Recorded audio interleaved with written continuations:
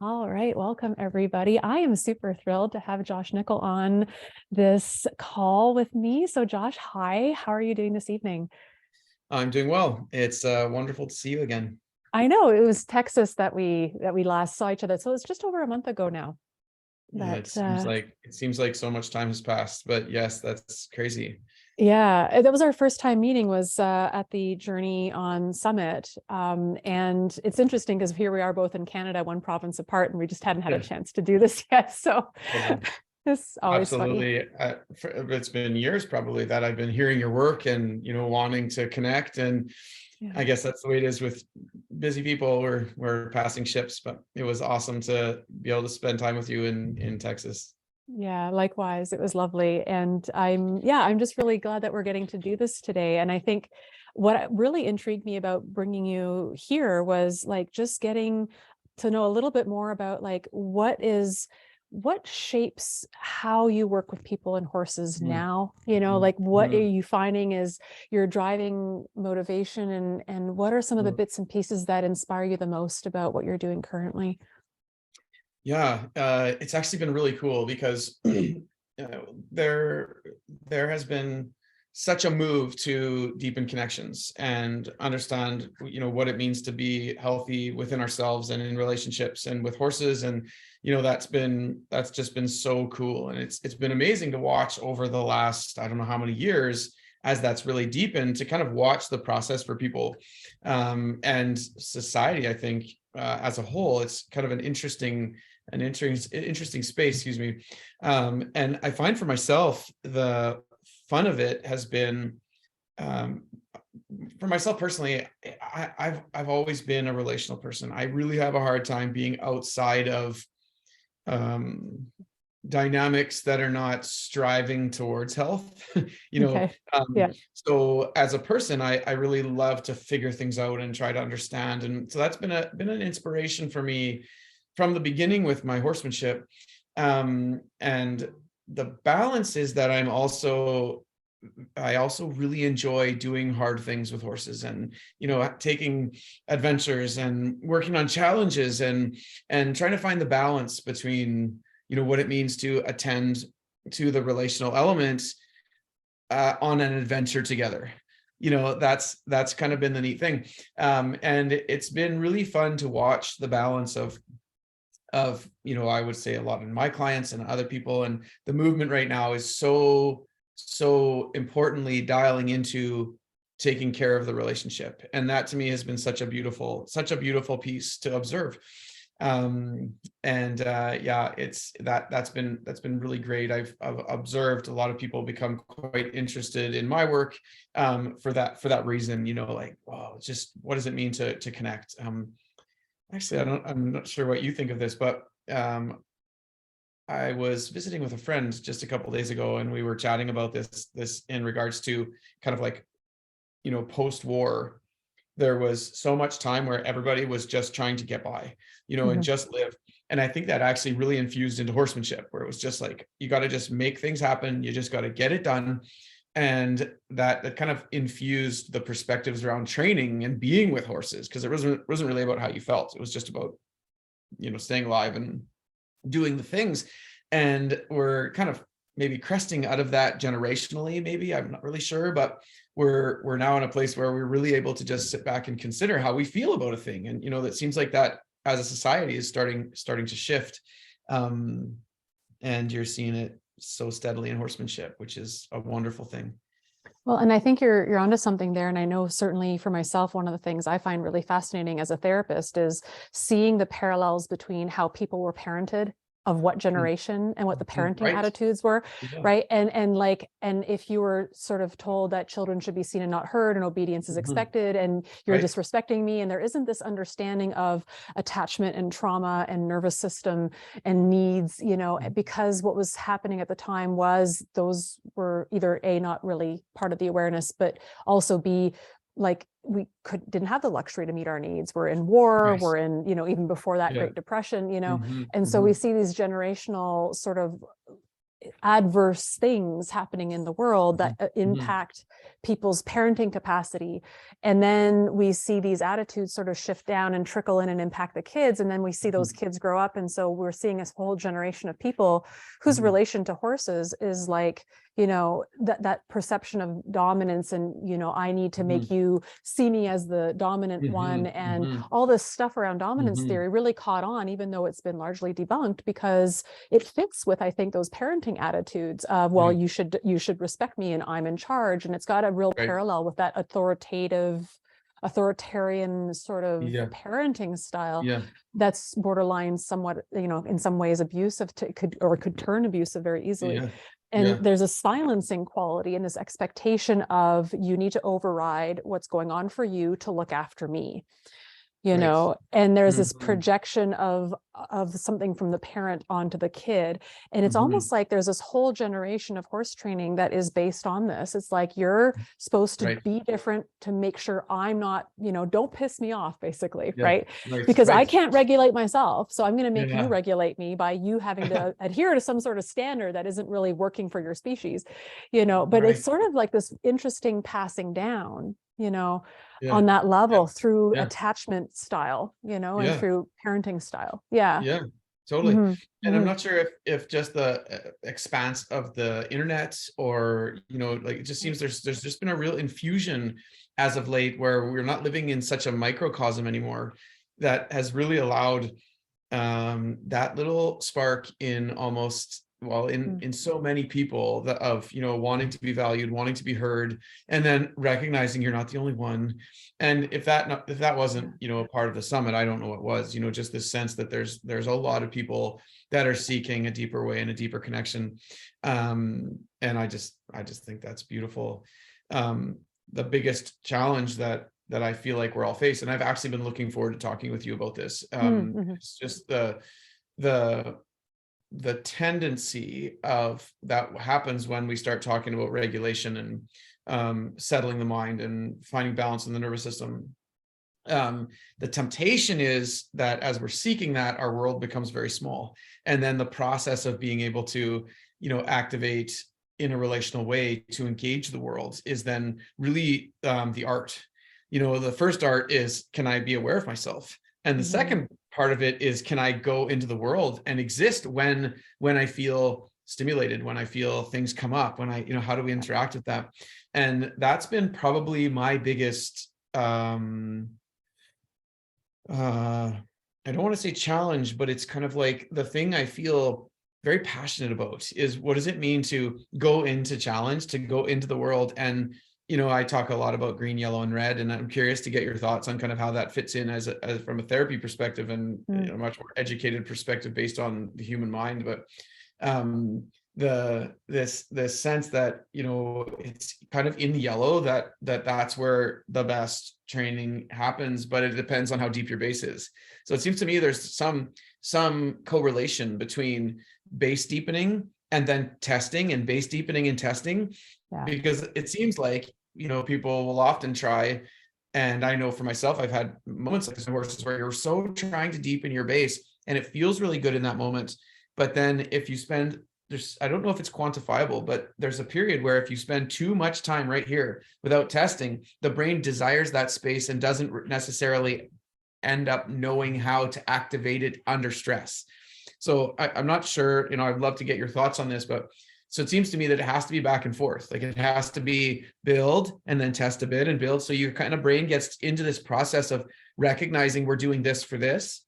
Because I know with horses, it's such a thing. Like, they have to recognize it. When they do, they gain this empowerment. They gain this ability to believe in themselves. And it's just really cool.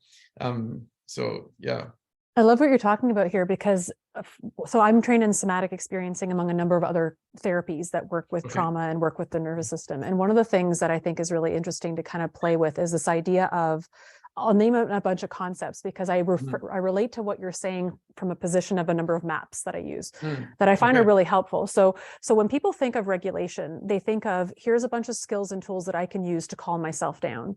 And that's not how I define regulation. So that would be like what we call down regulation strategies, right? So that's where we take like a bunch of tools and say, okay, when you're feeling X, do this thing to make yourself feel calm again. That's not what I'm talking about when I talk about regulation. So what I'm talking about regulation is the nervous system's basic template is whatever goes up comes down. And as a result of various life experiences, right, where my needs weren't met, I cried, no one came. I didn't learn that what goes up comes down, because that experience of learning what goes up comes down is shaped through our relationships. It's shaped through people coming when I feel something, I feel scared, someone comes, I go, oh, it goes away. And then I learn that my nervous system does this thing. And then I learn about a sequence that happens in my nervous system. For a lot of people, that sequence kind of didn't get a chance to play out that way. And so what we see is a lot of dysregulation. And so a tendency to, oh, when I start to connect with something that's alive in me, there's a fear of, oh God, when I start to connect with that, is it going to erupt into something that's too big? And so the tendency is to go, well, I'm just going to shove it down and make it tiny. So when you say, oh, people are regulating and they're living in a really small world, I go, that's not regulation, that's management.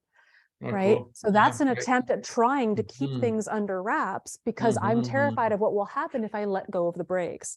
So cool. Right. It's because I don't know that the body is going to have this activation and deactivation. I don't trust. I just go, oh, I have to shove this down and manage it because, but managing is not true regulation. It's an approximation at regulation. And so it just tells me that the person didn't have that sense of what goes up comes down, and they learned, oh gosh, I have to do something to block this, because what would happen if I were to let it go? It would be overwhelming.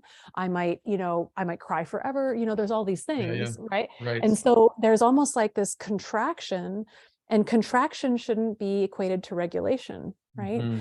So we've got this like expansion contraction patterning, right? Where I can open up into my aliveness and then it closes down, right? And so for some people, it's like, I'm so terrified of what will happen when I come into my aliveness that it's like, and then I block and manage and block and manage. And for some people, like you said, that is like a starting place on the healing journey, is learning to find more control of the symptoms that you're finding problematic, right? And that's a starting spot, but that's not the end spot. And so, because it implies that you're still having to use your willpower to control your nervous system, which technically knows what to do.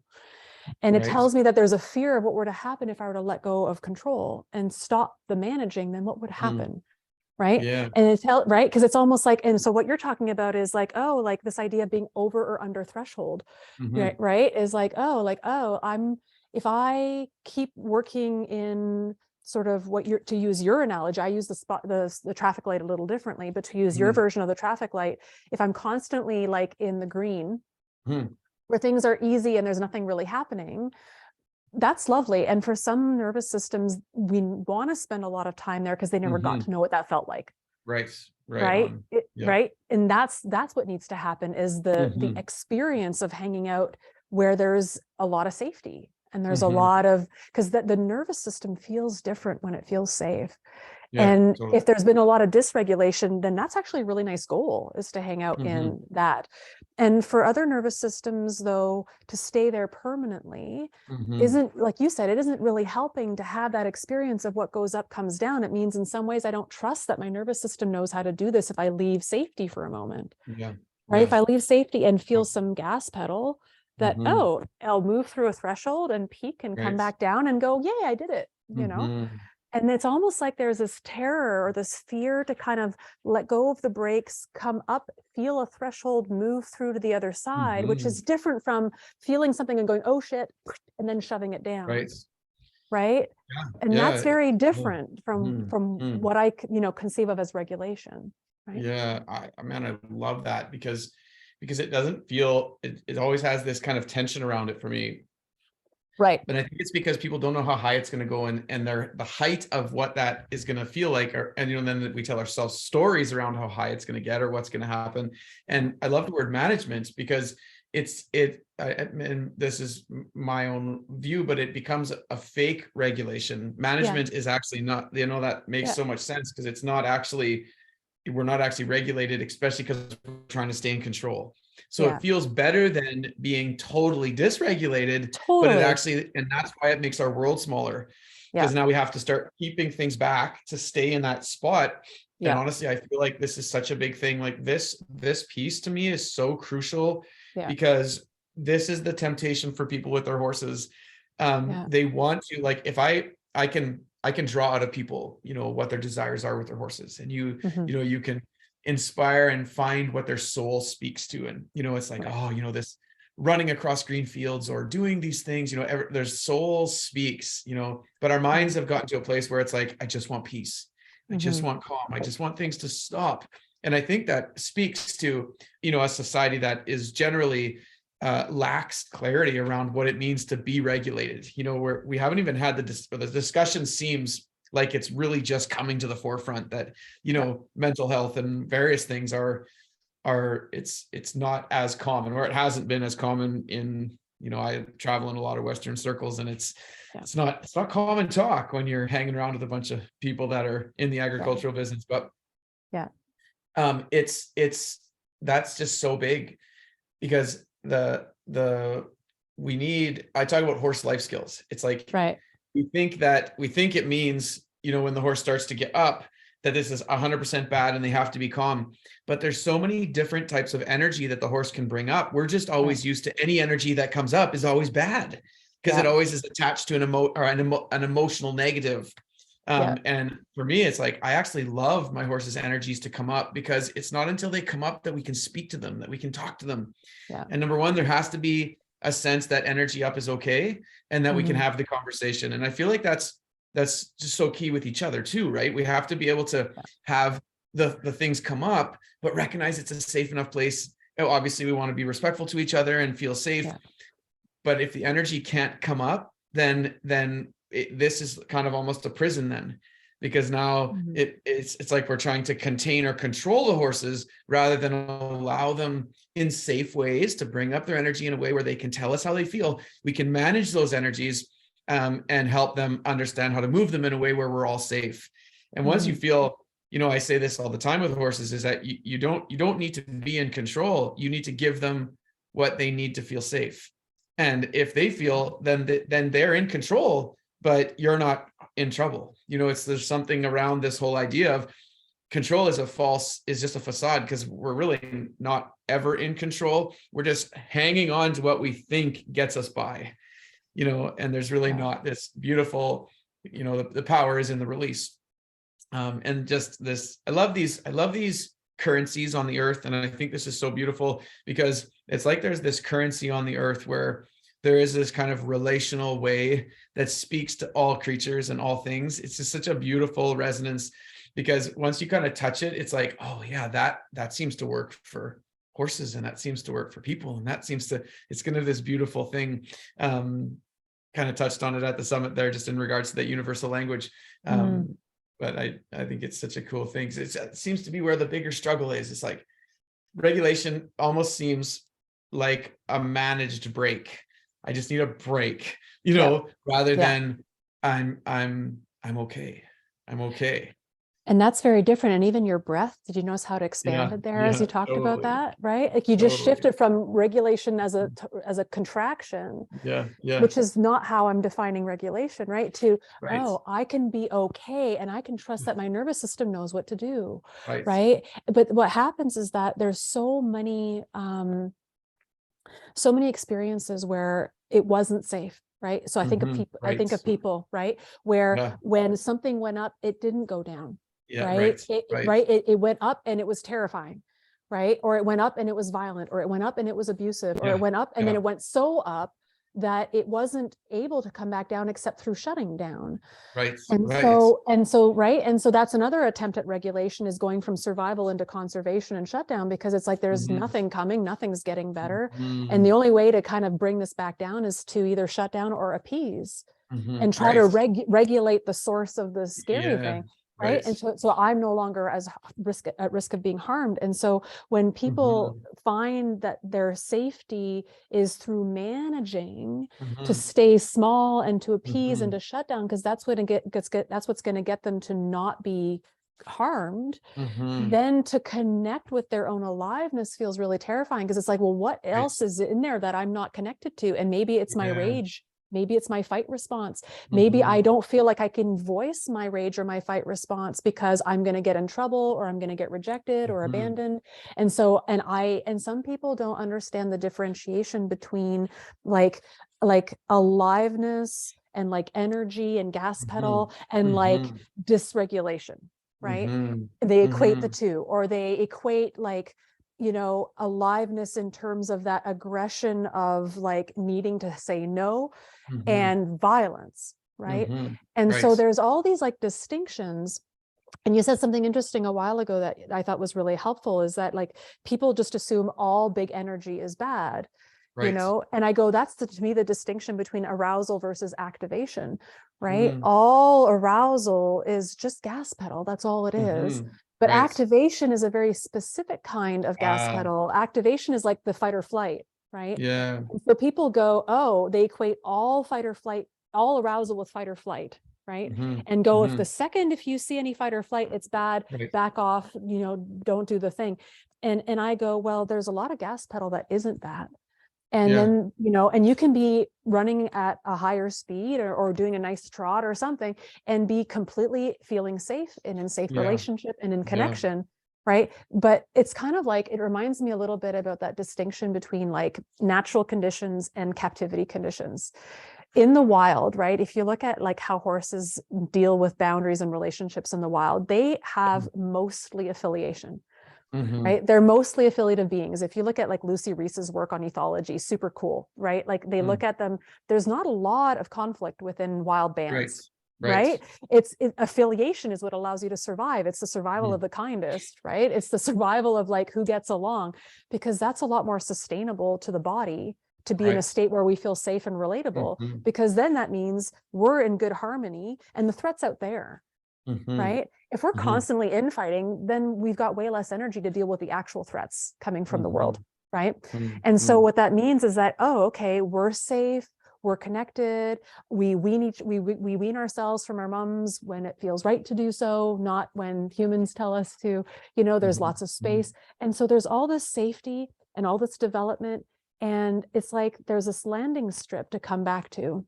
It's like, oh, so if ever there's like an expression of like aggression to establish boundaries, because the older horses will do that with the youngsters, it starts in safety, there's aggression, and it comes back down to safety, and the relationship continues peacefully, right? It's not, there's aggression and violence and punitiveness and abuse, and now the relationship is ruptured. But for so many animals and humans in captivity, that is what happens, is there was no safety, there was no security, there was no like safe connection. It was all about abuse or neglect. And then when there's an expression of aliveness, it comes out as violence or, you know, toxic aggression, where there's rupture, there isn't reconnection. It's just more rupture. And so people get scared of connecting with that which is on the inside, because it's actually a really healthy thing to be able to be connected with your own no, you know, and your own stuff, you know, like that fight response is so helpful, but that isn't the same as abuse. But when you've experienced abuse, everything that looks like it is going to look like it. We're going to start assuming anything even remotely close to that is going to be that. And then it's like, oh, I'm going to avoid. And I'm just going to do way below threshold, just appease, right? Because any little bit of starting to connect with something, I go, whoops, I got to shut that down. I got to shut that down, because I don't know that I can move through it and come out the other side and go, oh, there, I'm back to safety and connection again. Right. Oh, so cool. It's the way that I've come to look at it with the horses, because when they have those moments when they intensify with each other, I've really tried to play with the languaging and the process, because you know, you talked about horses are, you know, their survival is intertwining. They're with each other, but it's not a hierarchical dominance. It's really not. And their desire for the clarity of that in moments will cause them to share with intensity their heartfelt belief of a moment. Yeah. Which brings more commonness to, it's okay to be intense. It's okay to intensify when necessary for clarity. That not, and the more we can, the more languaging we can put to using energy with intensity is actually wonderful. And sometimes that's going to mean we're going to be bigger or smaller, or, the horses will really put intensity into something, but it's because they're trying to share how much they believe their ability to do a thing, to take care of their, to be the one that maybe they would follow, or the confidence in a moment or whatever, that's a whole thing in itself. But when we remove the sense that energizing intention is a beautiful form of communication and expression, it starts to change the sense for people, I find, that any energy up, anything up is bad, that it's okay. And the horses need to express themselves early, no different than you and I. I find my biggest struggles come when I don't express myself early, because then it pents up. And the horses do the same thing. So when you combine our desire to manage, as you're saying, I just love that. That's just kind of like shifted another piece in my mind, because I would have said before our conversation that people were regulated, but they needed a very small space to stay there. But it has a twist in it when I say that. So you've revealed that, and calling that management makes perfect sense, because they can't leave it. And they want to keep their worlds getting smaller. So there has to be place and time for our horses to move. And the beauty of our horses, and this is why we can grow with horses, because they share what they feel. And if they feel safe, they're going to show that. If they do not feel safe, they're going to show that. And sometimes we love their honesty when it makes us feel good, and we don't love their honesty if what they're sharing doesn't give me what I need. And I feel like that's, again, that management piece, because I need you to do a certain thing so I can stay in a state of management. But when we realize this, that yes, the horse is going to move that energy, and and generally what happens, they move that energy and then they come down. And when they come down, they're in relationship. And this is the beauty, that their energy up was not relational ending. It wasn't divisive. It was to intensify clarity. And I love that. So it changes the heart behind how we see what the horses do with each other. But because they don't have the same emotional cerebrum of the human, when we see them, we immediately judge the ears and the tails and all of the things. But their desire is such pure clarity. And as they clarify, they are back in relationship, which is crazy and cool. And for us, we have to move through many other processes, because we're so connected to, like we said earlier, big is bad. But the most beautiful spaces for me is when great clarity is brought with heart. Great clarity is brought with heart. Then we're liberated to be with each other in a beautiful space. And I think that every heart desires that. Every relationship kind of desires that. The muddiness comes up as we're trying to navigate through our own unknowns. It's like, I don't know how to feel. I don't know what to do, because most of our training has been to survival, survive, not thrive, so to speak. It's just so rich to change that languaging, and that just illuminates a new feeling for me. So I appreciate that. Yeah, and that's really, really cool. And I'm liking one of the things that you're saying here, which is sort of this idea of like, to be in relationship. And like, that's what I was saying, like in the wild, start in safety and connection, there's mobilizing, and then there's the activation, and then we're back in relationship again, and that's sort of how it goes. And that's ethologically like how the nervous system evolved, right? Like our nervous systems evolved to be in connection, to use the least amount of effort, because affiliation takes the least amount of effort, and to use those, those strategies when necessary, but not as a constant baseline. And so for someone who is like, in this place of, well, it wasn't safe for me to show up in a relationship. It wasn't safe for me to voice my feelings. It wasn't safe for me to express my needs. Coming out of the contraction into expansion into more of my expression. And I'm not just talking about intensity here. This is just even being Right. vulnerable, right? Yeah. Like any kind of coming out of contraction Showing into up. something, right? Yeah. Is like Yeah. the minute I have a ball, it's not in this room, it's in my other room, but like I have this ball that you can contract and you can expand. And when it's on the expanded end, there's a lot more gaps to get in at what's inside. And so there's a lot more vulnerability in being bigger. Because if I were to dare to express my need or to express my voice, what if I'm rejected, abandoned, ridiculed, turned away from, etc. Right? And so it's like, whoops, or I'm more at risk of harm or more at risk of being punished or abused. And so that's like, there's no way. And so the tightness of that contraction, reflects the degree to which it was necessary to keep it tight. And so when you see a management strategy, one of the ways people often ask me, they're like, well, how can you tell if it's a management strategy? And how can you tell if it's like just like, you trying to work through a moment? And I go, well, management isn't always bad. Like we all do management strategies. We all do them. Right. And so it's not to malign management strategies. Sometimes that is the absolutely best appropriate thing in the moment to do. But if you're using a management strategy as a way of suppressing something, because whenever you start to feel a particular sequence, and when I start to feel A, and then my body does B, and then I start to notice C, and then I go, whoops, this is not comfortable. I'm starting to get fearful. And then I do this thing to make it go back down.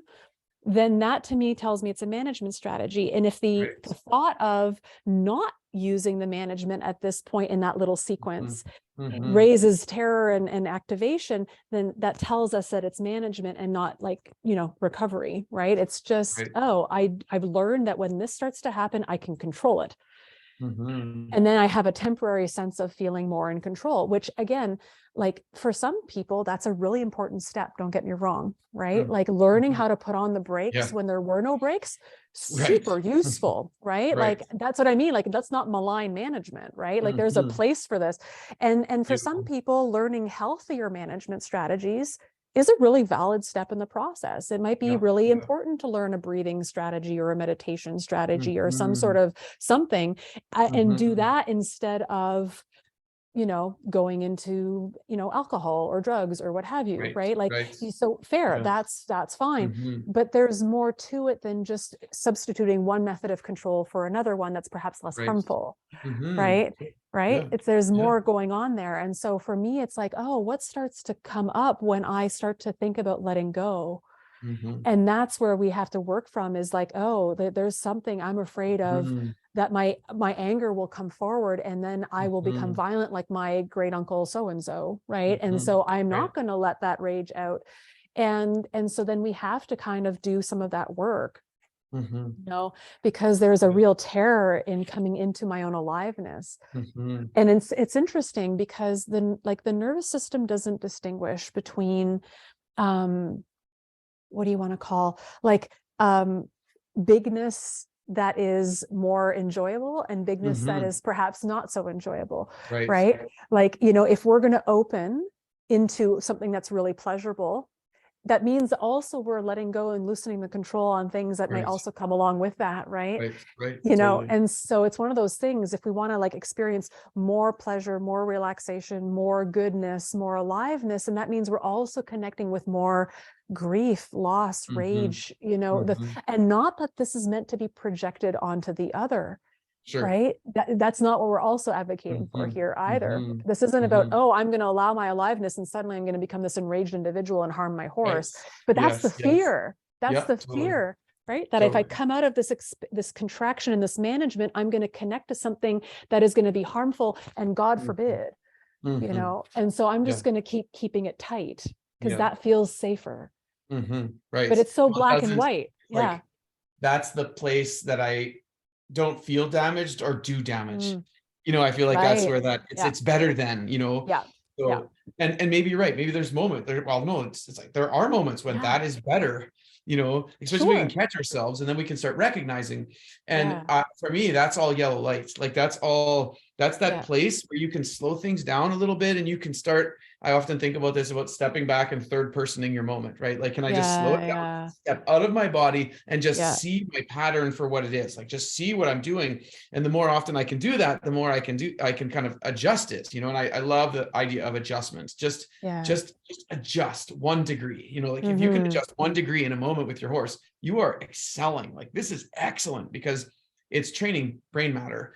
You know, this is this whole idea of being able to, it's really cool because when we watch our horses and we see them start to elevate, and horses elevate purely, like it's just pure elevation. It's not attachment to meaning or any purpose. If they don't feel heard or they're trying to be heard, they just increase, they elevate. Yeah. And then the person intends to manage and wants to control. So on one hand, we can take that to, you know, bits and confinement. And on the other hand, we can take that to, I need to make the world smaller. But yet there's still, I don't know if the word negative or positive is proper, but it's more of a negative management because we're now not, we need to control so we can feel okay. And I feel like this is the beautiful conversation, because I feel like that is a guising of relational horsemanship. Like, there's like this belief that I'm doing this wonderful thing, I'm doing this thing, but yet it's still guised behind a management strategy when we're not necessarily finding ourselves. Like, I love that it's a first step, but it's like we got to keep moving, because it's not because it's like I wrestle with myself because I don't want it to sound like I'm saying it's bad, but on the same hand, I want us also to continue growing in the process, that making things quiet doesn't necessarily mean that we're stepping forward in our power, that we're empowering this relationship. Right. Because for me, it comes down to, are we able to maybe not step back into the same environments? That is not the question, but can we step out and feel like we have a new sense of confidence in the relationship that we have with ourselves and our horses to observe? And I think I use the word trigger, and I'm curious to see how you would, because you said arousal and activation. And I often use the word trigger there. And maybe there's a difference that you would illuminate for me. But that's the spot where we know we're switching, or we're changing, when we can allow a moment to trigger something new. And that's what we're trying to do with horses, you know. And so I do a lot of, I call it preloading. So with a horse, I'm going to preload a conversation about pressure. I'm going to help them understand how to soften. And then I'm going to play with the pressure on purpose, not to desensitize, because that is no value, I believe. I'm going to play with a little pressure and help them understand they can control pressure by doing a whole bunch of other things. And I think that it's making it non-linear, that the horse can do many things to control pressure. They need to know how to control it, but it doesn't have to necessarily mean by desensitization or flight.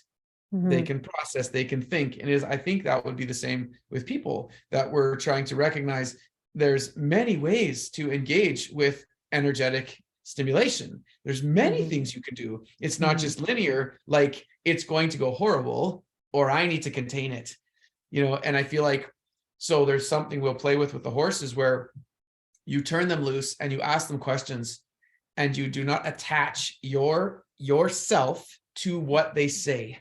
Just let them speak. Let them share with you how they feel. And you see this, you know, you talked about the up and down.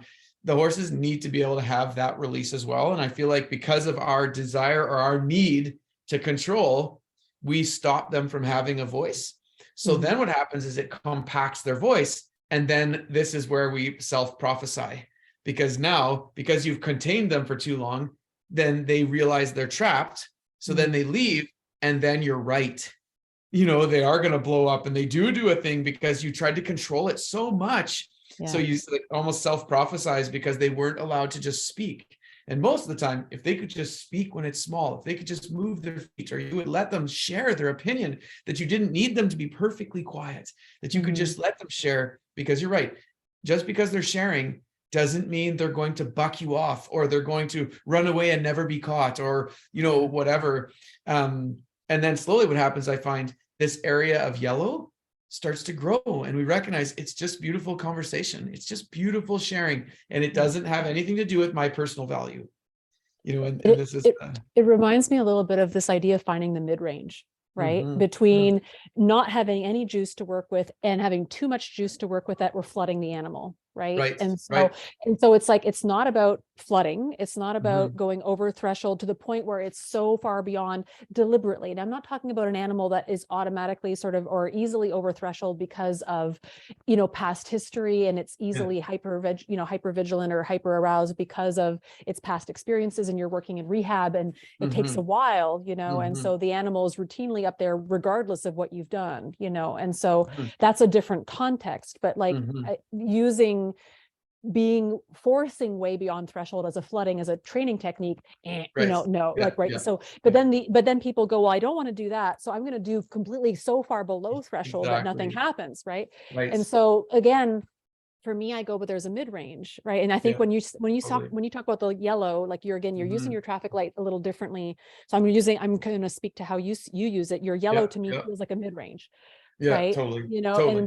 there's like and within that you can titrate. So there's going to be different thresholds that Yeah. you can Yeah. play with, right? Depending on where that animal's nervous system Mm-hmm. capacity is, what's going on for you, what's going on for the Mm-hmm. conditions, how much stacking Mm-hmm. is happening in the environmental Mm-hmm. stimulation.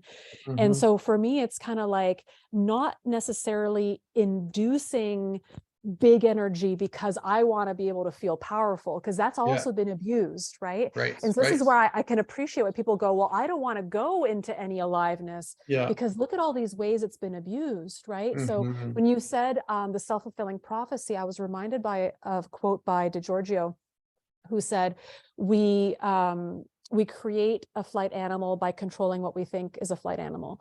Mm-hmm. And so if Mm-hmm. you're starting off with the belief of X, Y, and Z, I'm going to Mm-hmm. then act in ways that fulfill that belief, and then I get to be right, Mm-hmm.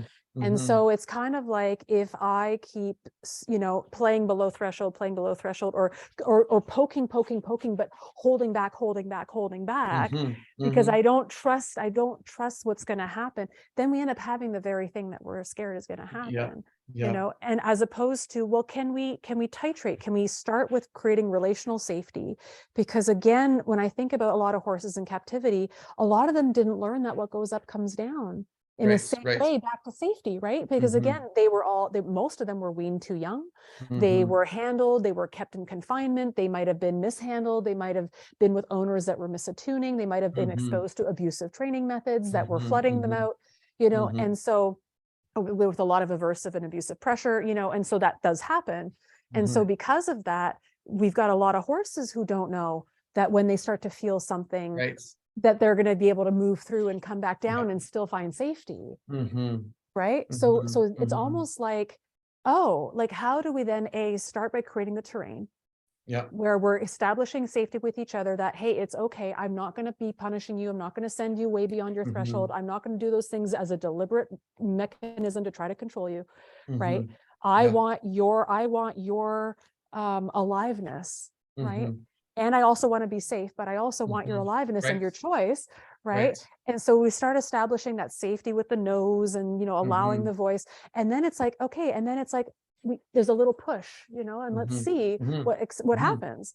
And Totally. it's like a little tiny thing. And it's like, but that safety, we need to have that landing strip to come back Mm-hmm. to, because otherwise Mm-hmm. it's just more activation and then survival, fight or flight, and then shut down. And then I go into my appeasement, because that's Yeah. what I learned in the past, got everything to stop. Yeah. Is oh, things start to go up, and shoot, the only way out of this scenario is for me to shut down, submit, whatever, because Yeah. that was the only way through. And then it's almost like people are terrified of activating any little bit of that sequence, Mm-hmm. because they don't want it to be a repeat. They don't want it to be a Right. reenactment. And Yeah. it's like, okay, Yeah. but this is about renegotiating. What would it be Mm-hmm. like to feel that, but have it move through and come down the other side, and have us still be in safety, and have there not be any abuse, and have there not be any Mm-hmm. harm? And it's like, oh, you're still here with me. Yeah, I'm still here with you. That's cool. Right. Huh. Oh, you didn't try to shut me down. No, that's cool. I can be with that. And that bigness or that aliveness might be Yeah. small, right? Right. We don't start huge, you kind of, Mm-hmm. and it's like, Yeah. oh, nothing bad happened, and I got through it, and you're still here with me, and I'm still here with you, and Yeah. cool. And it's almost like you start to see this confidence in my own nervous system and in the relationship Mm-hmm. start to build, Yeah. Yeah. Mhm. I think the beauty of it is that because the subconscious, well, this isn't the beauty part, but the way the brain seems to work is that we're triggered by the up scale. Yeah. So it might have been only going to go up 1 more millimeter, but it doesn't matter because it's that brain trigger, and I feel like that happens with people with their horses. The horse does one little thing and right away they're clenching because their brain has already told the story that anything up. And I feel like that's where the fun of the liberation in the mind, for me with people and their horses is to just start catching. Let's just play with energetic movement, like change the form of it from, up is always bad to, it's not even up or down necessarily. Like energy can become more, it can intensify, but energy's intensification is, I like to think of it like an organ. It's like we have this organ that revs energy, and you can drop any thought, any experience, anything you want into that little engine, and it will just amplify it. So now we can almost look at energy like it's just an amplifier of anything that's going on for you. I feel like right now I'm amplifying my excitement for this conversation. It's like it's stimulating, and that's really good. And it could be something different, but I'm just we're increasing the RPMs of that organ over the excitement of this conversation. And I feel like that creates such liberty for our soul to start speaking. And I think that's where, the vulnerability and authenticity piece comes, because until we can let our energy move more freely over a variety of experiences and emotions, our soul voice is always under self-preservation. It's always, trying to kind of like get held in. We don't feel confident to have our own voice. We don't feel confident to share how we feel in a moment because of the story of escalation. And I really love that, because that's where I would say, that's that kind of trigger moment. It doesn't matter how high it was going to go. It's that we felt it going up, and anything up tells a story. And the horses will do the same thing when they have been put into positions where they've had negative experiences. Thus, the more it becomes even more important then for us to start playing with, obviously becoming regulated, to bringing the horses to a place of regulation, but in the process liberating that space so that they are also gaining the tools to understand how to expand. Because I actually feel like that's a little bit of the thing. And I said it right at the beginning when I said I actually used my own term, relational horsemanship, as a place that people are actually getting caught, but it's because it's getting caught as a management style. Now it's better than what it was. So this is really good, and I'm not going to let it go. But the idea isn't then, because I feel like that's because my life, right? We live a very adventurous life. We do a lot of crazy things with our horses. And sometimes we touch the red. Sometimes we do. And I wish that it was more okay for people to feel like touching moments of red for themselves or for horses. It's okay, but it's what you do with it. Like if you, how are you supposed to know your ceiling unless you start moving? There's going to be moments when it's going to happen. It happens in life. But then being able to recognize, and this is what I love to do with my horses. If we touch the red, guys, this is on me. This is on me. This is not about you, and I'm not taking it out on you. If we stay in the green too long, and I recognize my horses are starting to become insecure with the world, aren't able to handle change, guys, this is also on me. So it's like, it's my job as their guardians to kind of help them become empowered by what's around them, but be able to regulate. And I feel like that's where the love comes in. Like love is the glue that builds relationships, because when we and I look at it as learning, when I recognize a moment, because some moments are funny, especially in relationship, I might say a thing and it triggers a thing for you. Well, I didn't mean that. And you might say something that triggers me, and I might say something or do something with my horse that triggers them, but I didn't realize. And boy, we can just crush ourselves about that stuff. But the beauty of it for me is that when we can recognize, and I recognize my horses see this, they start to trust my heart on when we do a thing and we're asking something and we're trying to get a job done, or we're doing a thing and the horse becomes dysregulated or whatever, and we regroup. I watch them start to entrust themselves more to me. By they're a bit nervous, but they're really trying, because they know my intention is not to when that spike comes, that my intention is not to go to the story that they once told themselves, Mhm. and that was a really neat thing. I actually had a mare that came to me extremely broken. I won't go off on the story of that, but Yeah. she was so scared, so scared. And in the beginning, she only told herself one story. And it actually started by saying nothing. So she looked like the perfect horse, but every once in a while she would absolutely blow up. And I think that's we all know that feeling. And Sure. then from there, it went from her talking to me and just, bucking, wanting to bolt, because now she was sharing her story. Yeah. And so the first one needed love. The second one needed love. And then the third one, as we're starting to manage, she could start talking to me with tension. And this is why I truly believe tension in horses is such a beautiful thing, because we don't want the horses tense. And I recognize that would be our goal. But in relationship, if you can share with me as we're talking, when a tension comes up for you, oh my goodness, we have the ability to grow now.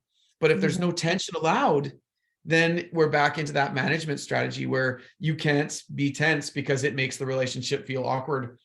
But when horses start to tense and they share with you that something's up for them, that's one of the best ways they can do it. They start to get tight. Now, I'm not saying I want them to stay tense, but if they start to tense, it means you're able to read them on a very cerebral level, because their thought came, their muscles tightened, and now you can chat with them about that moment without it turning into an action. So I would say that again is that yellow light, that middle ground or middle space you talked about. And it's so important that we can start getting more acquainted with the tension of a horse, so we can start speaking. And I feel like energetically we can dive into so many depths around when you feel tension and you start connecting to it, you can start getting a greater sense of what's going on for your horse, because they're not trying to hide anything. So Well, anyways, that's kind of a whole bunch of stuff, but yeah, but I like that, because like what I think you're kind of naming is this idea of again, we kind of talked about reenactment to renegotiation, and then there's all this idea of rupture and repair. And so when I think about attunement, right, attunement is when I feel, felt, and get gotten, which is the sense of, oh, something happened here for us, and you caught it, and you saw what happened for me in relation to what you did, or in relation to the moment, and there was a pause and an acknowledgement and an attempt at repairing what just occurred. And what's going to happen is that, trust isn't built in relationship by doing everything perfectly and avoiding ruptures. Ideally, obviously, we're going to want to aim for attunement, but it's good enough attunement. Sometimes, as we're trying to get to know where the threshold is, we're going to accidentally trip up against the threshold, and there's going to be moments where that happens, where you're bumping along, and then suddenly we hit a threshold. And ideally, we're tracking the sequence leading up to the threshold, and we're catching it beforehand, right? So we can kind of gauge where it's at. But sometimes it's just not super obvious. The other person or the horse is really stoic, or they block, or they don't know. It comes out of nowhere, and there's a reaction, and suddenly we're beyond threshold. And what's so forgiving about this is that it's like, oh, thanks for telling me. That's so great. So like, let's back off a half step, and like, thanks for filling me in, as opposed to what may have happened in the past, which is, oh, the horse starts to express something, and then it's punished for that expression when it's clearly at its threshold or beyond its threshold. And rather than have that information be received, and used relationally, it's, I'm punished for expressing the fact that I'm beyond my threshold. And then I shut down, and then there's no renegotiation of safe relationship when a threshold gets breached. Right. And that's where that's like, oh, what goes up doesn't come down. When I start to hit past my threshold, then I get punished. As opposed to, oh, we went past my threshold. Oh, that's cool. Okay, we're safe together. It's all right. Like, it'll come back down. Let's just wait and hang it out. And just, it'll come back down. So information. great, thanks for telling me, right? Like, Totally. I didn't intend it. I wasn't using it as a training technique. It wasn't a deliberate method to try to shape your behavior. It was just, it happened. And it's like, oh, cool, I learned something a little bit more now about your threshold. So let's just pause, back off a little bit, wait until you deactivate. Hey, I'm still here with you. No, you're not in trouble. It's all good. I'm so sorry. That was on me. Right. And then we recalibrate. And it's the repairing of that and how it unfolds that creates the trust. And it's like, oh, okay, that can happen. Mistakes can occur, and they're not necessarily disastrous because they unfold in a repairing sort of way. Oh, so good. It makes me think, because so much of my you know, when you're doing the work and you're learning these thresholds, and because these things, so much of this changes depending on your environment, it changes based on what's going on, and you're always learning by listening, but it becomes a different languaging, because now if the languaging is based on love and understanding, then we can venture into a lot of things.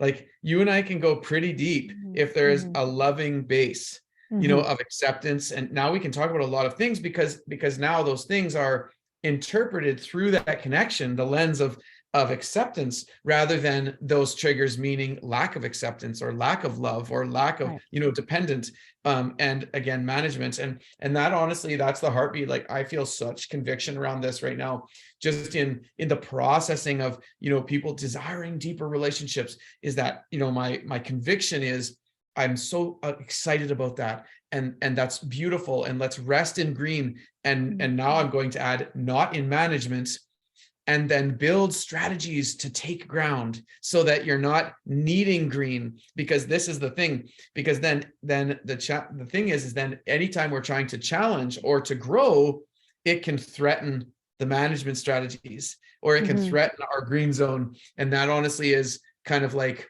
this thing I feel not worried about for people, because like you said, it goes, you know, things go up and down, and this is a very important piece, but there's so much talk. And that was like the polyvagal work and, you know, regulation and trying to kind of communicate. I just loved your work at the summit, just in regards to being able to talk about the need for the push in between there, because my sense in so many ways is people believing if the horse is being pushed and they are becoming, and then pretty soon anything pushing is becoming dysregulation. Oh my goodness, this can become such a trap if it's interpreted as your horse has to stay regulated every second, you know, and I believe it, but I do believe there's this place, and that's where I'm unpacking the yellow light, where a horse can be challenged, but they're still thinking. That does not mean that's there's the difference. totally lost, because it's black or white instead of gray. You know, and I really love to think of the gray. And that's the thing with the trauma response. You can tell there's a polarization, and polarization usually is an indication of a trauma response, is that I was stuck between two options, and it was so awful that the only way to survive it was to swing to the complete polar opposite. And then I have black and white thinking. And then we lose the mid-range, because the mid-range feels like a slippery slope over here. And it's like, well, I don't want to do anything over here, so I'm just going to stay over here. And any kind of conversation that starts to move in this direction is so terrifying, right? It's kind of like, oh, any little tiny bit of charge of gas pedal, it's like, oh, I immediately assume that that's going to swing over here into abuse. And it's like, well, no, not necessarily, because now what we have is a very limited, controlled nervous system. Sure, it's calm, right? But it's like, but calm is good. Again, we want the landing strip, right? Sure. But what we want more is we want flexibility of response in relation to conditions, right? Because what happens for so many people and so many animals is what ends up causing difficulty. It's not the stress itself, but it's A, the conditions, and B, it's the internal load that's building that doesn't ever have a chance to move through. So if I've learned that, you know, like in the wild, again, I think about sort of this as the example, there's a lot of safety, there's a lot of connection, there's a lot of cool goodness. But there isn't that like sense of being contracted around it. Like I need to stay here or else, right? It's just, here's where we are. It flows, and something happens and it rises, and come back down, and great, no problem. You know, and so there's this flexibility of response and a flexible nervous system. Or if I think of heart rate variability, which is sort of the ability that the heart has to vary its rate in response to the conditions, a heart that has more rate variability is a healthier heart, because it's responding to the conditions. A heart that is more restricted, that has low heart rate variability, that doesn't have as much variation in response to conditions, usually has a lot more health issues, right? So the goal is not more restriction. It's not must stay in this narrow box all the time because anything else is terrifying. The goal that we want is flexibility, so that we can move through our responses and come out the other side and move through, right? It's resilience is not more management. Resilience is being able to trust that the nervous system knows what to do, and also that the conditions support something different to happen. And where it's tricky is that the two are important. If we just keep thinking, oh, well, this is an internal job and you need to have more internal regulation or whatever, but we're not changing the external conditions, then that's just gaslighting, right? Because it's just like, it's like, well, it's like, well, you're wrong for having this reaction, but that's a really valid reaction given the environmental or the relational conditions. Right. So if we say to someone, oh, well, you just need to regulate, but in reality, the world continues to be unsafe and oppressive and problematic and harmful, then to say, oh, well, you just can't regulate good enough, that's really blaming the victim, right? So we the two are important. We got to address the conditions, right? Or what they might call in the humane hierarchy, the antecedents, like what's the conditions? What's helping the nervous system feel safe relationally and whatever. We want that landing strip. And that might be the work for a while, is just safety building, getting to know what it's like to feel safe. And then it's like when there's more safety and potentially more control, like remember we talked about this to start, right? Maybe having more management that's healthier is a good starting place, right? So we've got a safety landing strip, we've got more control, and then we might start to work at letting go of some of that control. And working through the thing that's being managed, right? But it's like you don't start there. You kind of start with laying the terrain, and then maybe there's a bit of management because that's what's needed. And then what's it like to start letting go of a little bit of that management, and then tracking and seeing what the nervous system does, and then coming back down to safety. But we got to make sure the safety conditions are there. And I think for so many people, because so many horses have such a bad deal, because so many horses, the nuances of this that we're talking about are not there, right? People just are still in that thing that we talked about, like where they're training their horses based on how they were parented. Right. And so there isn't that safety strip to come back down to. I express something and I'm gonna punish, right? Or I'm gonna induce fight or flight to make you submit to me, and I'm gonna, you know what I mean? And so there isn't that relational safety landing strip to come back to. So there's a fear of what if I do let go of control, or I poke and see what happens, not to be harmful. The intention isn't to gain control over and induce submission. It's to, hey, poke, let's see what happens and let's get through this together so that we can both trust that what goes up comes down and we're still cool. Because now we've got more flexibility, the nervous system can move through, and now I might be able to have more aliveness and play and, and largeness that isn't just, oh, all largeness is bad, right? It's no, there can be some really nice aliveness, but that means also being with the aliveness that maybe we're terrified of.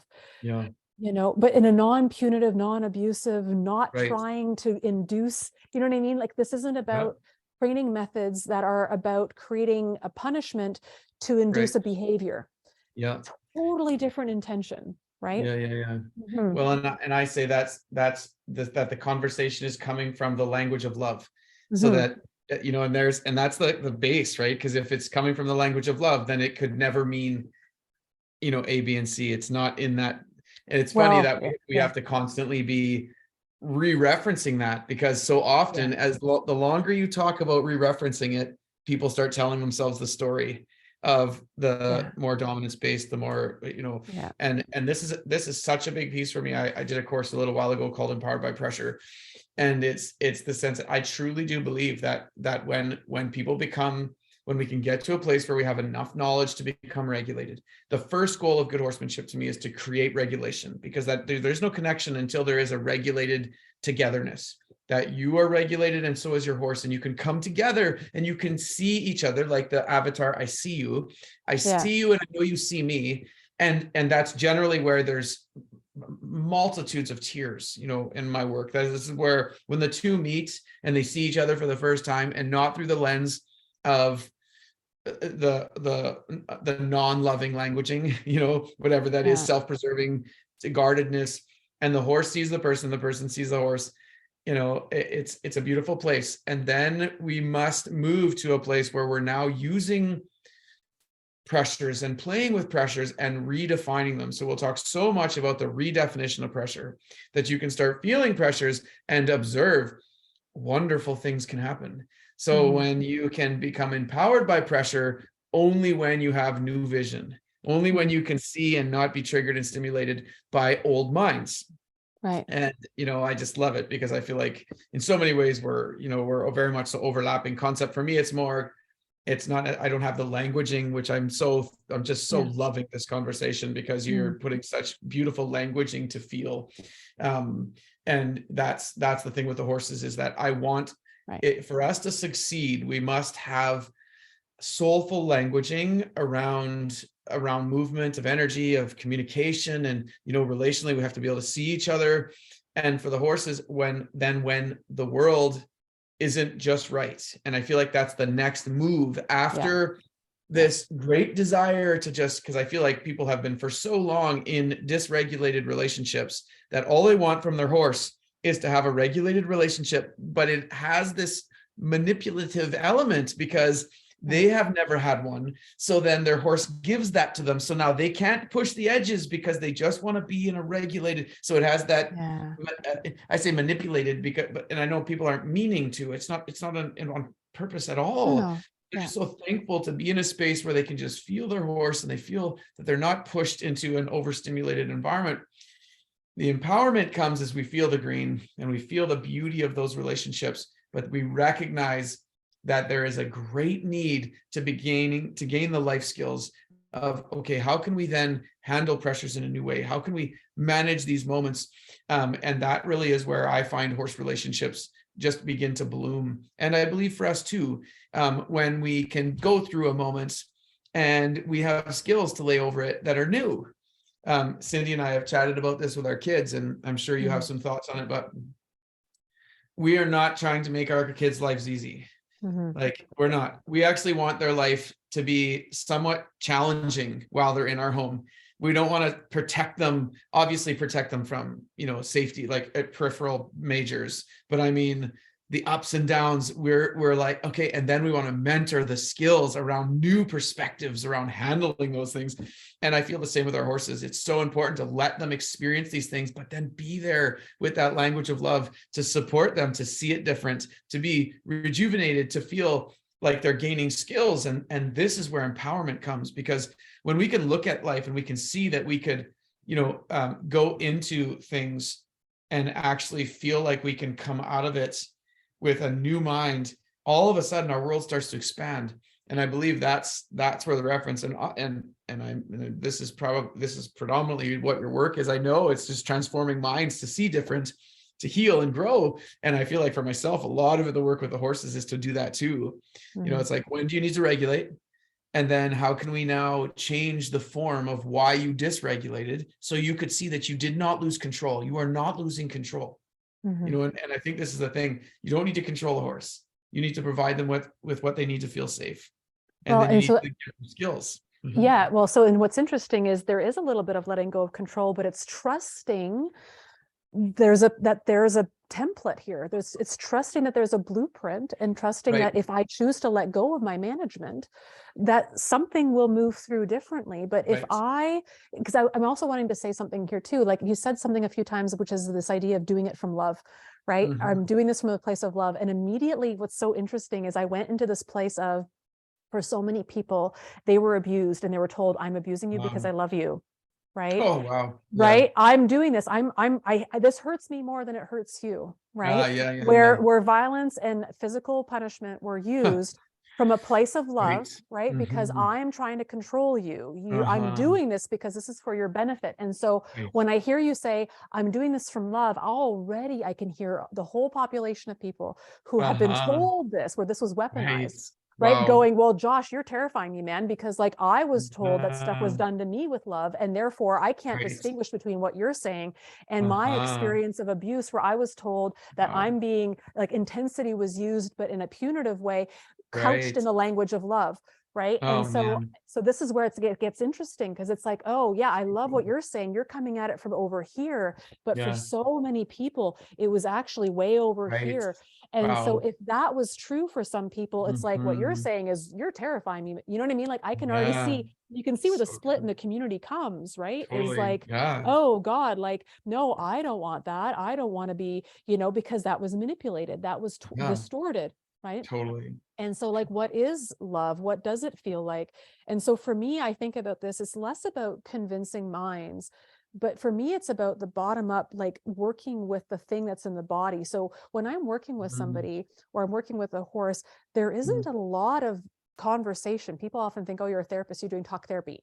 No, like Mhm. there's conversation certainly, but a lot of this is about being with the wordless sequence that's playing in the body Mhm. and working with the phenomenon of the Mhm. pattern and Mhm. working so that we can be with it as it moves through in a different way. Because with Mhm. the horse, right, you're not using your vocal language to say, Mhm. okay, now I want you to Mhm. track that sensation, right? Like Mhm. you're just helping being with it. You're not, saying, okay, now I Mhm. want you to do this, horse, Mhm. right?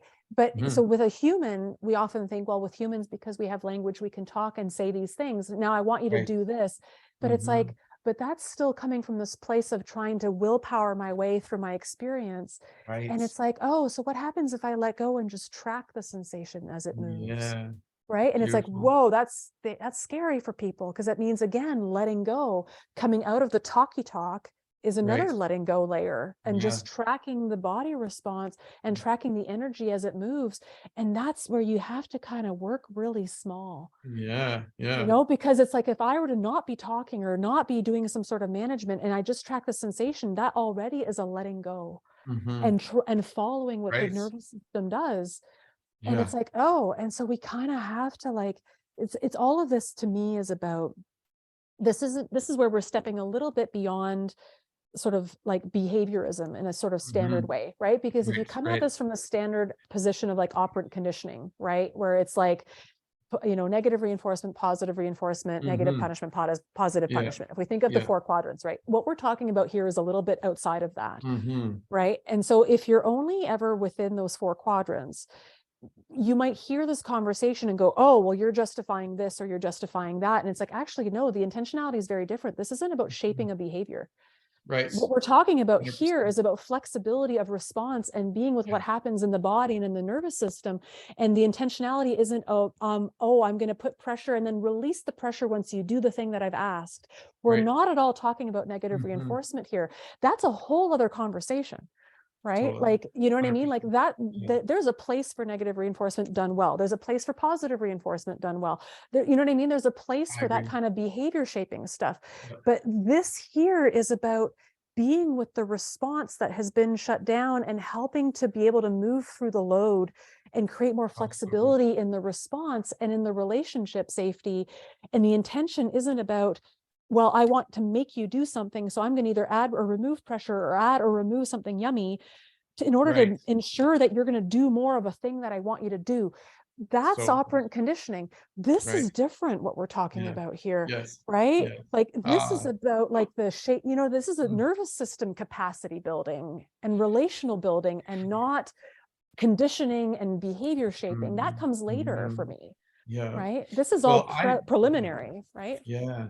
Mm, I just so see, this is where, whether it's whatever the behavioral conditioning being, whether it's positive or mm, negative, it loses its beauty and its power, the value that it would have when this base we're speaking about is not in yeah, play. right. Because if you could get a horse that now is entirely dysregulated because they are only fixated on a treat, and you can get the other side, a horse that is entirely lost because they're scared of pressure. So it Totally. isn't anything about those things. It's about, Yeah. does the horse recognize that through our interaction there Mm, is this beautiful form of connection that allows them to feel safe? yeah. And then some we might use this and some we might use that to Yeah. help communicate what we're after. And some horses think differently, so this might Yeah. work better, and Yeah. some horses might need that. And it's so beautiful. But I also believe Mm, that it is very valuable for horses to understand how to receive treats and food and whatever in regulated mindsets, because yeah. some horses, just like people, are triggered by food. Yeah. And then you also have other horses that are triggered by pressure. Right. And it's all so valuable that we could, in the process of building this relational base where we are seen and feel heard and all of these wonderful elements, that the horse and I also are feeling that from each other, that it's important then in the development of the life skills, or what I'm calling the yellow, that all of these elements are conversed at some point. So we're gaining life skills around all of the pieces and really trying to transform the triggers to empowerment, that these spaces are no longer triggering dysregulated environments where we feel like we need to gain control or even make the horse do this or that, but that these can empower us to almost feel like we can do life together better. You know, that's really what it's about to me. It's not really about what you do, because I honestly don't really even care. I mean that in a beautiful way. Like, I want people to do whatever they want to do, you know, but feel like they can feel that there is this sense of empowerment. I love the word empowerment because it feels, it's like you can go and do and be with a sense of peace. And you know, there was a point where you had talked about, you know, people want to be calm, and mostly what I find is people actually think that they then need to keep everything quiet, you know, and that touches back on that, you know, kind of controlling the environment. Our desire is calm, and our desire is to then be empowered in our calmness, you know. And I feel like I love that, because it reminds me of something I said the other day, which is calm is dynamic. Right. Stillness is controlled and confined and shut down. And so many people confuse calm with shutdown, and they want calm, but what they really want is shut down, because that feels safer to them, because it feels safer to have everything shut down and everything suppressed, and everything controlled. And that they're confusing calm with shutdown, and so they're aiming for shutdown, not in the submissive way, but in the controlled, I'm not letting anything out way. And I think that's calm, but not all stillness is calm, Calm to me is dynamic, you know, like in that calmness, there might be moments where something mobilizes and moves, and then we're back to calm again, like, you know, and in the calm, there can be like exuberance, but also a sense of like stability within that, And so some people talk about like equanimity, which is this idea of, in the face of difficulty, I can find my center, or I can remain calm in the face of that. And I go, but equanimity, like, is now, has that become elevated onto this pedestal where it's like, oh, I need to be this cool as a cucumber person at all times, and I expect my horse to be very calm and in this narrow, limited window, And so it's almost like, depending on how you've defined equanimity, are you defining it as a dynamic thing where I have the capacity for calm, but also the capacity to respond to the conditions as they emerge, where there's flexibility of response, or are you looking for this narrow strip? And then this is what I call equanimity, is that no matter what happens, I remain, you know, and it's like, oh, like, so then it's like, so that tells me there's a narrower window and not a wider window. Beautiful. You know, and so I'm liking what you said there, because it's like, oh yeah, like, how are we supporting that? And so and this is where it's tricky, because again, if I think of in the wild, you know, the horses in the wild, their focus is on security and attachment and connection and continuity of connection within their family bands. And they have sometimes multiple generations within one band, you know, extended family members. And some move off because of genetic diversity. Like, you don't want to keep so much inbreeding going on, but like, there's going to be a certain amount of family connection. And because life is going to happen, life is going to occur. But what helps us to be more prepared for life is the fact that we got our needs met. There was safety, and my brain and my body could develop from a place of safety. And that developing from a place of safety is what develops resilience to a certain degree, because my brain wasn't constantly focused on survival or shutdown. It was, oh, I could just focus on being, you know? And then there are some really cool studies looking at like stress inoculation, and like this idea that at certain points in development, it's totally okay to have little moments of stress, because that supports like the ability to have more resilience and regulation later in life.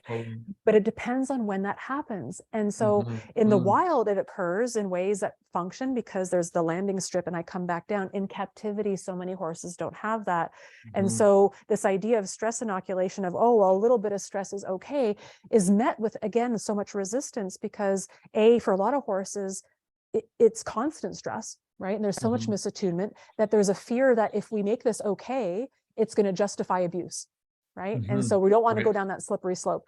And it's also like, the conditions are not quite there. And there was sometimes so much developmental trauma with horses that they didn't have that landing strip. And so it's like, oh, I don't, and some things happen at the wrong time in their development. So it's like, oh, I'm really scared. I don't want to add stress into this already stressed nervous system, you know? So it's kind of like, how do we again start to shift the perception out of, again, those quadrants for a moment? Right? Step out of behaviorism, because this is where we're talking about ethology and not behaviorism, right? Behaviorism is like, how do we shape behavior within captivity? Ethology is, how does the nervous system and the relationships go in the wild? And what was evolutionarily adaptive? It's what goes up comes down, and how do we create safety to support that to happen? So in the wild, when there are moments of stress, it moves through and it comes back down to safety. So how do we take that then and bring that into captivity? How do we support what the nervous system knows how to do and was meant to do? And that's what I mean. Like sometimes it's the timing of it. It might not be that you start with those little pokes right away. You know, it is about establishing love. And what does that mean? And it's not love as in I'm going to abuse you because I love you. It's what does that actually feel like to feel safe? And to come from this place of allowing and saying, you know what, and it's not about, and this isn't about bubble wrapping. I hear people go, well, Sarah, you're talking about bubble wrapping people or bubble wrapping horses or whatever.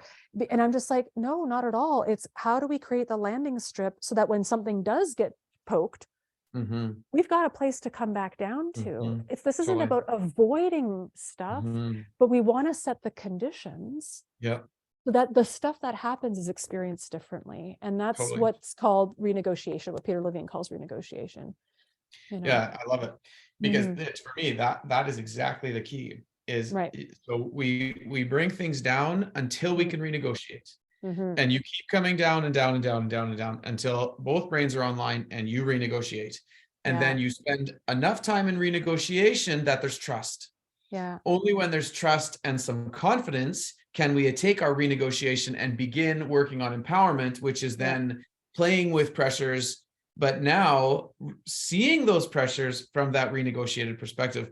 And I feel like that's, you know, when I'm talking about that languaging of love, maybe it's better to talk about that renegotiated perspective, because we spend so much time having to interpret our words because we're trying to give a backing for what I believe that word to mean. And half of miscommunication is that when I say word, you hear one thing, someone else hears another. And now everybody's right because they're coming from their interpretation of what they believe that word to mean, which can be one of the hardest parts about communication. So I just love this about, you know, it's so the most beautiful conversations come when we can get to a place where we soulfully hear each other, you know, and it's like, it's not what a word triggered, but, and I actually just made a post on this about listening, you know, it's like, can I really hear not the word necessarily, because our brains want to do that. They want to trigger the word to the experience, but to feel the heartbeat, to feel the desire of connection and relationship. And that's that beautiful renegotiation. And when we get to that place, all of a sudden now there is trust. When the world starts to fall apart, we have that, as you said, landing strip, and we know it comes up and it comes down. And then when we can challenge each other, you call them pokes. And that's, to me, that's what training is all about, is about recognizing how much you can reach in there, how much you can test, how much exposure, how much experience.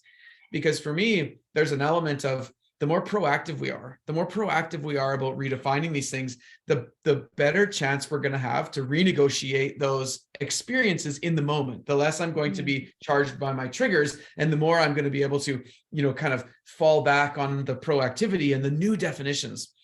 And those are moments where I am always after breath. Like in those moments when your brain is reaching, like, what are we doing today? Are we grabbing this mind? Are we you know, what are we doing?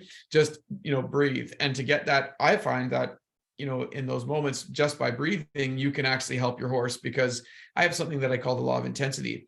And it's just this idea that, you know, whomever's energy can be resonant in the feeling they are with a little bit more intensity, it will bring the other to that space. And so if my horse is really freaked out and I'm only a little bit calm, you know, I'll probably end up resonating up to their freaked outness. And now if I have the ability in the moment to retain my own calmness just a little bit at a higher degree than the horse's anxiety, So there's such power in just being able to play with your own energy.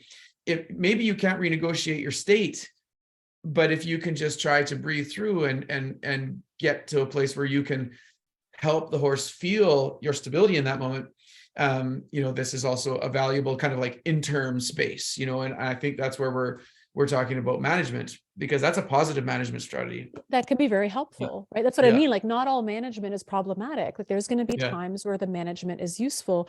And like, can I remain calm when this horse is doing its thing? So because if I can't tolerate my own aliveness, my own bigness, then I'm going to do stuff to try to shut its aliveness and bigness down.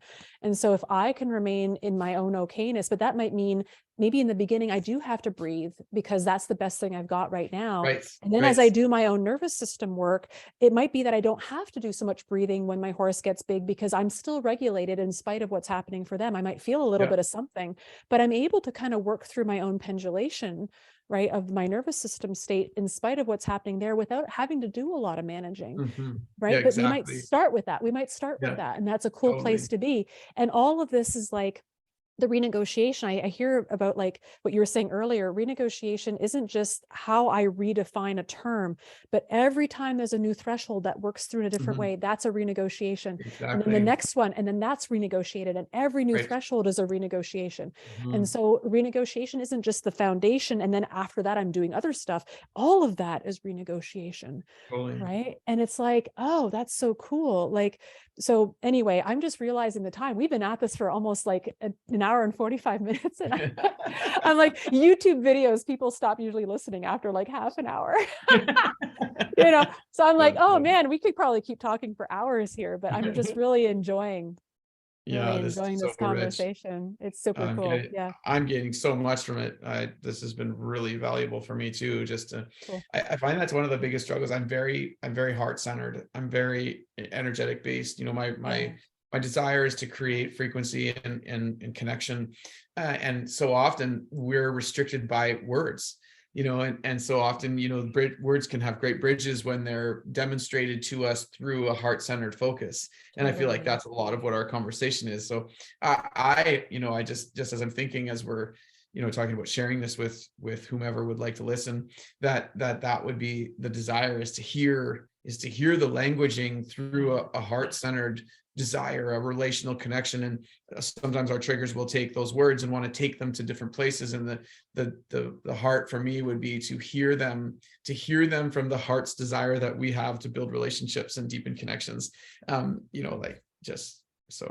just truly appreciate your beautiful ability to keep this really cool balance in how you're presenting your work. And I've enjoyed that, man. I'm just gaining so much from this conversation. Thank you. That's fun, Josh. I've been appreciating this as well. And it's fun getting to know too, like other people out there who are kind of like saying similar things, but have their own words for it. And it's like the intentionality is the same. It's not about like the 4 quadrants and when are we using counter conditioning and differential reinforcement. All that stuff's really helpful. Like, don't get me wrong. Like, there's a place for all of that. And I'm not at all arguing against that. It's just the conversations I find that aren't happening or are happening in these quiet, sort of fringy ways are these ones around everything that sort of surrounds this stuff, and I kind of go, oh, like, I wonder like what would happen with these quadrants if this unfolded differently, if this was different, right? Would this be experienced differently, right? And so would we see the polarities between the camps over here if this was renegotiated over here, right? And this is where I'm like, oh, so like if you're someone who's listening to this and you're in whichever camp you are, right? Because people often go, oh, well, you're talking to this person, you must be in their camp. And I go, this comes up a lot because sometimes people write me off and go, well, because you're doing stuff over here, it must mean you're pro X, Y, and Z. And I'm like, actually, not really. Like I'm kind of operating in a space that's sort of beyond the quadrants where I'm like, I get the humane hierarchy. I get the understanding of least invasive, minimally aversive. I get that. All that stuff makes complete sense to me, right? We want to avoid using abuse as a training method. We want to avoid, right? We want to avoid triggering something that maybe that has become, fear generalized. We want to avoid reinforcing old patterns, and we want to find other ways of training our horses that don't necessarily have to rely on Yeah. inducing fight, flight, freeze, and appeasement, right? Mm-hmm. I'm all for that, that Mm-hmm. is great. And I get why those structures are in place. And the conversations where I'm curious is like, okay, so then how do we use attachment theory? How do we work with the nervous system? How do we support Mm-hmm. a really contracted nervous system Yeah. that's in fear and in trauma to work through those polarities? Because the split we're seeing over here between, well, I'm doing this and you're being abusive, and I'm doing this and you're being abusive. Yeah. And, Yeah. and it's like, but we're in the polarity and no one's in the mid-range, and I'm over here in the mid-range. And it Oh, reminds man. me of that quote from Rumi, which is, beyond ideas of wrongdoing and rightdoing, there is a field. I will Yeah. meet you Yeah. there. Beautiful. And so it's like, can we hang out in this horse field Oh, over here in the love gray it. and in the nuance? But Yeah. that means doing the scary thing, which is recognizing our own trauma patterning and how we've managed. And there's fear in that. And that's where I want to say, if any of this conversation, if you're listening, is scary, right? The idea of, oh God, letting go of control and being with aliveness is scary. That's Mm-hmm. great. Recognize that. That's a good starting Mm-hmm. place.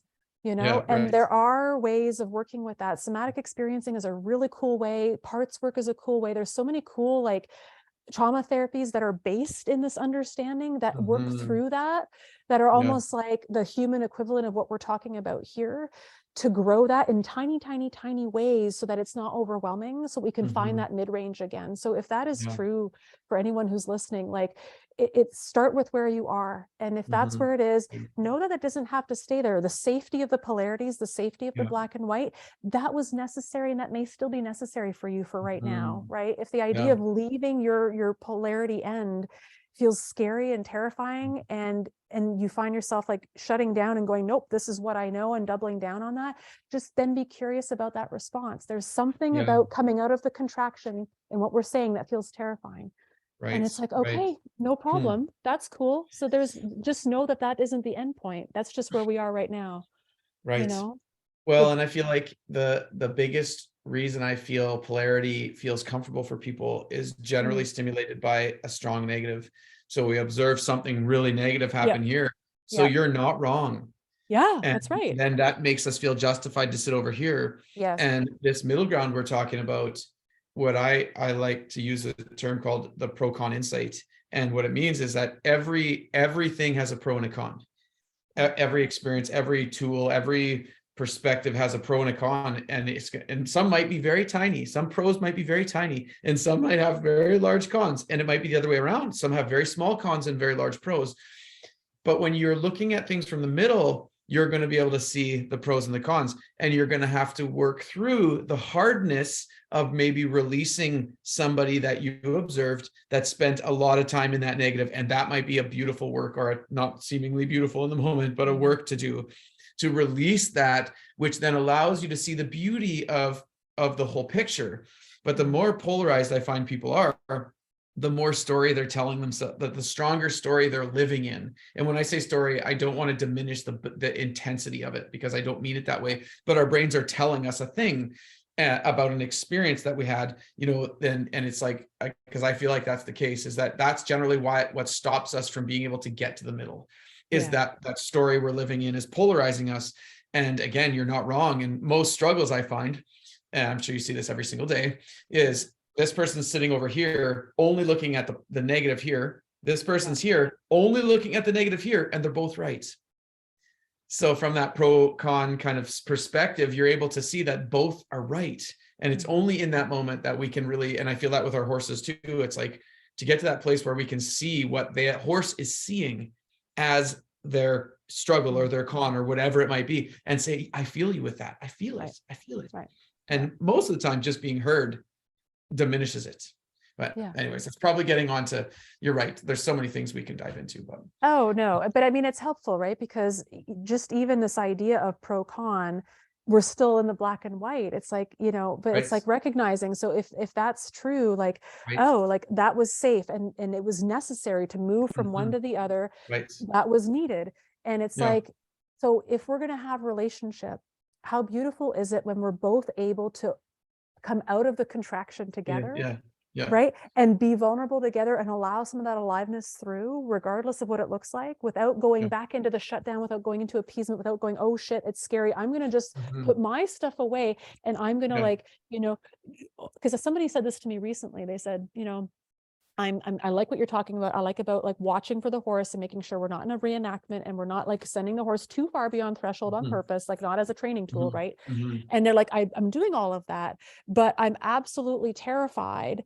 Like I don't know how to go about setting boundaries, or I don't know how to go about establishing a boundary. I'm really, really good at Mhm. doing, and I said, well, here's the thing though. I said, if you're doing all this stuff because you don't want to cause harm to the animal, and you're holding back something in yourself, then we're Right. not in a two-way relationship. We're in a Right. codependency, Beautiful.